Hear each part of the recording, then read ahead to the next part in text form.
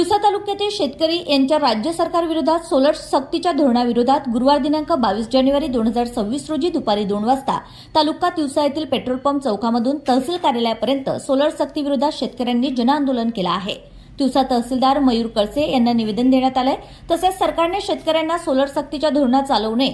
ज्या शेतकऱ्यांना सोलर घ्यायचा आहे त्यांना सोलर द्या व ज्यांना इलेक्ट्रिक वीज पाहिजे आहे त्यांना इलेक्ट्रिक वीज देण्यात यावी असे शेतकऱ्यांचं म्हणणं आहे। तालुक्यातील ग्राम शिरसगाव, मोजरी, धोत्रा, वर्हा, वाकतवाडा, माळेगाव, अनकवाडी, मालधूर, शेंदोळा, तिवसा, तळेगाव ठाकूर, सालोरा या ठिकाणी आहे। यावेळी उपस्थित तिवसा तालुक्यातील शेतकरी महादेव अंबुलकर, गजानन चर्जन, उमेश बनसोडे, रावसाहेब देवघरे, पुरुषोत्तम मेश्राम, नवीन कोचर, संदीप हगवणे, भूषण गाठे, पंकज वानखडे, विजय कुरळकर, देवेंद्र घाटोड, धनराज रामटेके, मिलिंद खाकसे, आकतवाडा, युवक पाचघरे, मोजरी, तुषार वाढणकर, चंद्रकांत चव्हाण आदी तालुक्यातील शेकडोंच्या संख्येने शेतकरी यावेळी उपस्थित होते।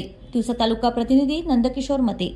राज्य सरकारने जे सोलर सक्ती केलेली आहे शेतकऱ्यांसाठी ती अत्यंत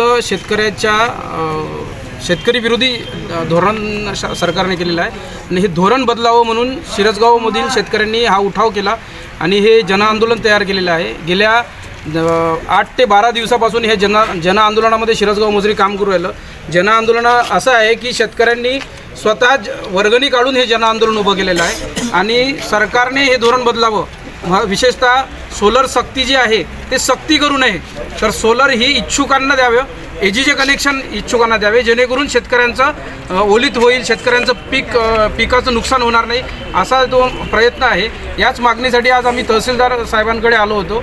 जनआंदोलनाच्या माध्यमातून आम्ही हे रॅली काढून तहसीलदार साहेबांना आज आम्ही निवेदन दिलं।